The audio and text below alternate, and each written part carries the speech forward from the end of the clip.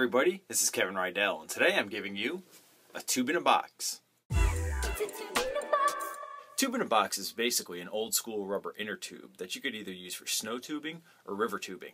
I took my tube in a box to the local sledding hill, along with a vinyl tube that I picked up at one of the big box retailers so I could do a little comparison.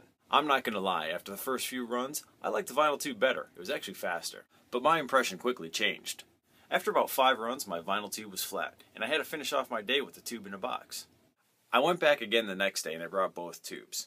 I patched up the vinyl one and thought, you know what, maybe it was just a freak thing and I had to blow out just by chance. It wasn't. On my third run with the vinyl tube, it blew out again. On the third day, I left the vinyl tube home in the garbage can. Despite my initial fancy for the vinyl tube, did I just say fancy? The only tube I'll ever run in the snow is a tube in a box. What's wrong with saying fancy? I'm even willing to bet you could slide on this thing down a wet hill of gravel and nothing's going to happen to it.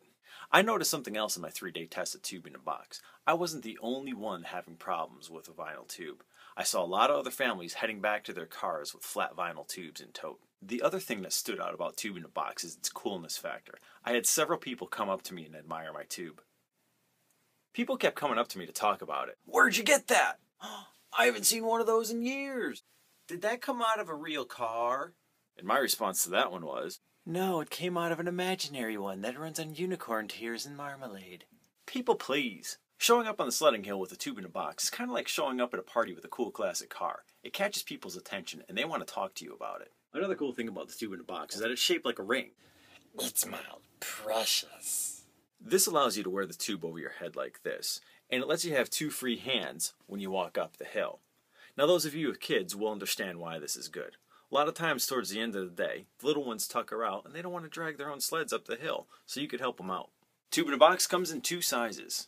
A 32-inch tube with a capacity of 50 to 120 pounds, or a 45-inch tube with a capacity of 120 to 290 pounds. You could buy one on tubeinabox.com or on amazon.com. The 25-inch tube will run you about $25, and the 45-inch tube is about $35. And don't forget, on Amazon, any order over $25, you get free shipping. And yes, it's a little pricey when you compare it to a vinyl tube price. But don't forget, this thing is durable as hell, and it's going to last. Don't risk spending a lot of money on replacement costs of cheap vinyl tubes. In the long run, it'll be cheaper to buy a tube in a box. Tube in a box will also give you year-round use. Rumor has it this thing's really cool for river tubing too. I may have to test it again in the summer. Be sure to follow Tube in a Box on Facebook and Twitter. Tibby is pretty darn engaging, and he's always out there contributing to conversations about tubing. In fact, Tibby comes out with some pretty darn funny stuff. Trust me on this one, Tibby's good peeps to follow. As always, I'll be giving away a tube in a box to one of my lucky followers.